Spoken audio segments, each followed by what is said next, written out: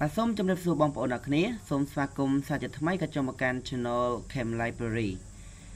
បាទអញ្ចឹងមុននឹងធ្វើការបង្ហាញនៅកន្លឹះថ្មីនេះបាទខ្ញុំសូមអភ័យទោសដល់បងប្អូនដែលចូលចិត្តក៏ដូចជាគ្រប់គ្រងនៅ Channel ផងខ្ញុំពីមុនមកដែលប្រហែលរយៈកាលនេះគឺខ្ញុំបានផ្អាកក្នុងការធ្វើវីដេអូដោយសារតែខ្ញុំមានបញ្ហាទាក់ទងនឹងកុំព្យូទ័រផ្ទាល់ខ្លួនផងខ្ញុំតែមិនយូរទេខ្ញុំនឹងព្យាយាមធ្វើវីដេអូថ្មីបន្ថែមទៀតដើម្បីកុំឲ្យ channel ផងខ្ញុំហ្នឹង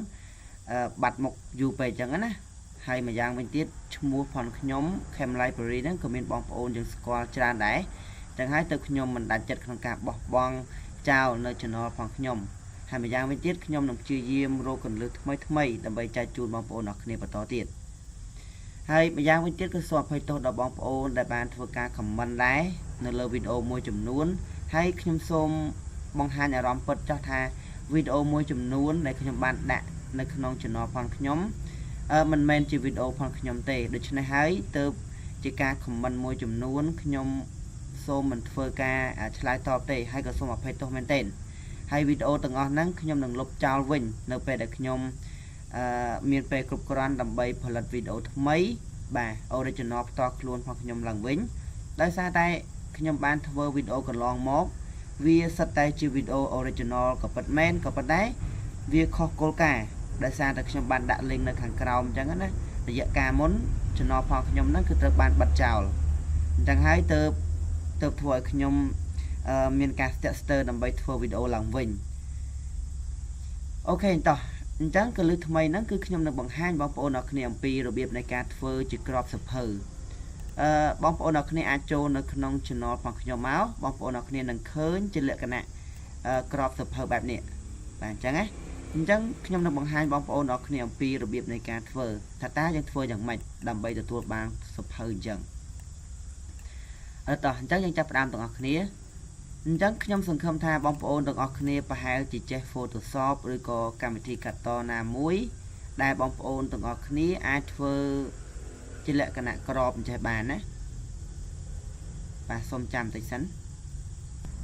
អញ្ចឹងក្របផនយើងដែលយើងត្រូវធ្វើហ្នឹងគឺយើងធ្វើតែប៉ុណ្្នឹងទេអានេះដោយសារតែផ្ទាំងវាពណ៌សឥឡូវខ្ញុំសូមមើលបន្តិចសិនដើម្បីដូរផ្ទាំងឲ្យបងប្អូនអរគ្នា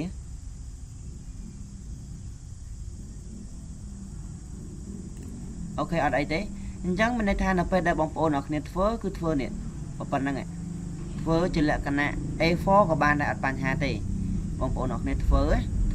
ជាលក្ខណៈរូបអញ្ចឹងសិនមកទៅយើងយកវាទៅបញ្ចូលនៅក្នុងកម្មវិធីមួយហើយកម្មវិធីនឹងទៀតសោតគឺខ្ញុំសូមបញ្ជាក់ដែរថាបងប្អូនទាំងអស់គ្នាចាំបាច់ត្រូវប្រើអ៊ីនធឺណិតបើបងប្អូនទាំងអស់គ្នាអត់ប្រើអ៊ីនធឺណិតទេគឺអត់បានទេអញ្ចឹងសូមបងប្អូនទាំងអស់គ្នាវាយបាទពាក្យថា diybookcover.com ហើយបងប្អូនអរគ្នាធ្វើការ enter ទៅគឺវានឹងនាំបងប្អូនទាំងអស់គ្នាមកកាន់គេហទំព័របែបហ្នឹងអញ្ចឹងសូមបងប្អូនទាំងអស់គ្នាយកពាក្យថា get start now បាទហើយអ្វីដែលបងប្អូនទាំងអស់គ្នាត្រូវធ្វើបន្ថែមបងប្អូនទាំងអស់គ្នាសូមមើលកន្លែងនេះកន្លែងហ្នឹងគេនឹងឲ្យបងប្អូនទាំងអស់គ្នាធ្វើការបញ្ចូល mail អញ្ចឹងសូមបងប្អូនទាំងអស់គ្នាបញ្ចូល mail មកបាទឧទាហរណ៍ណាបាទអញ្ចឹងសូមបងប្អូនទាំងអស់គ្នាយកពាក្យថា download now តើអញ្ចឹងបាទអញ្ចឹងបន្ទាប់ពីបងប្អូនទាំងអស់គ្នា download now ហើយបងប្អូនទាំងអស់គ្នាអាចបិទបានណាអាចបិទអាកន្លែងbrowser នឹងចោលទៅហើយសូមបងប្អូនទាំងអស់គ្នាចូលទៅមើលនៅក្នុង mail អញ្ចឹងនៅក្នុង mail គឺបងប្អូនទាំងអស់គ្នានឹងឃើញគេផ្ញើ mail មកកាន់អា mail ដែលយើងបានដាក់មិញណាអញ្ចឹងសូមបងប្អូនទាំងអស់គ្នាចុចមកអញ្ចឹងនេះបាទឈ្មោះរបស់វាមិញណា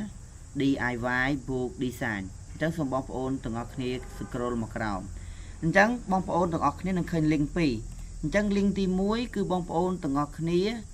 អាច download កម្មវិធីហ្នឹងទៅដំឡើងនៅក្នុងកុំព្យូទ័របានតែម្ដងក៏ប៉ុន្តែវាអត់ full ទេអញ្ចឹងណាតែមួយទៀតបងប្អូនទាំងអស់គ្នាអាចប្រើបានរហូតបាទប្រើបានរហូតដោយបងប្អូនទាំងអស់គ្នាយកពាក្យថា download book format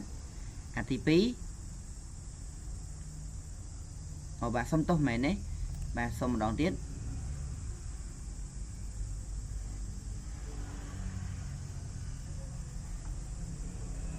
បាននេះកន្លែងនេះបងប្អូនអ្នកគ្នាយកពាក្យថា check it out here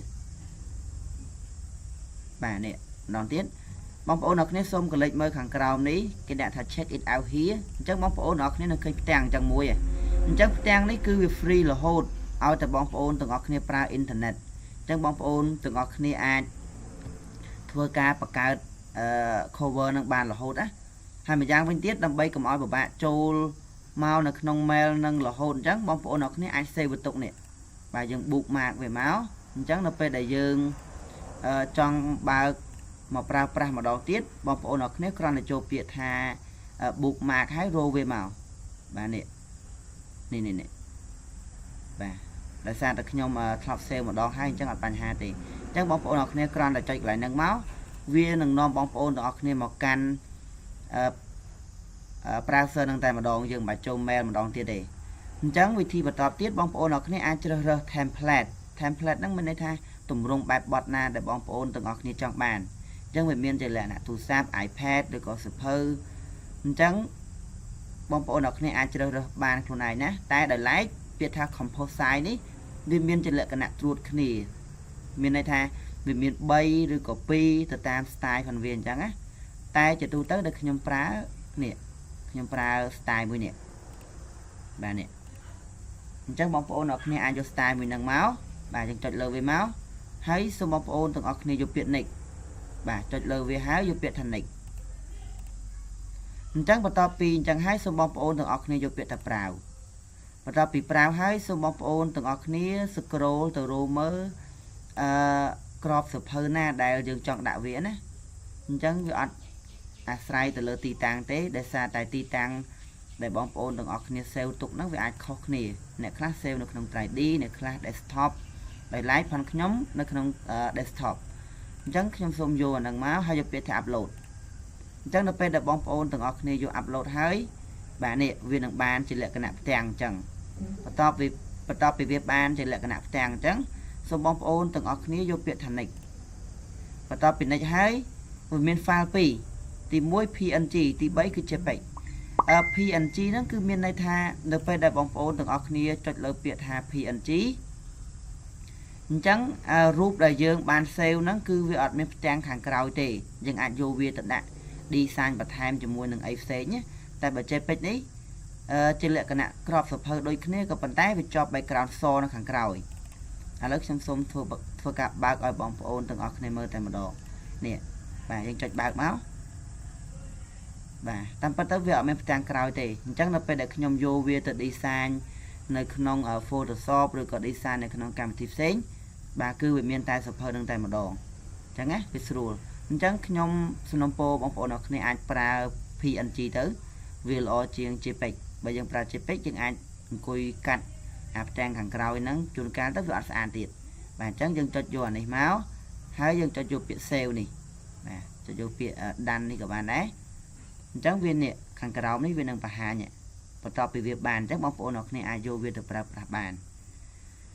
អូខេអញ្ចឹងវីដេអូនេះគឺខ្ញុំមានតែប៉ុណ្្នឹងឯងហើយបើសិនបើជាបងប្អូនទាំងអស់គ្នាមានអីបន្ថែមអាចធ្វើការ comment នៅខាងក្រោមអូខេអរគុណច្រើន